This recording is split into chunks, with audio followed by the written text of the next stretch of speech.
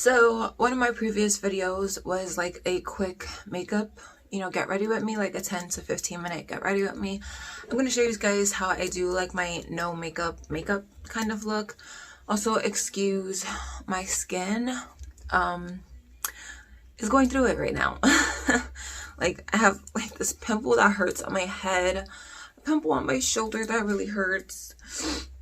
And if you haven't seen one of my previous videos saying my huge announcement, I'm pregnant and I'm led to believe that it is a girl. They say that when you're having a girl, she like sucks all the beauty out of you.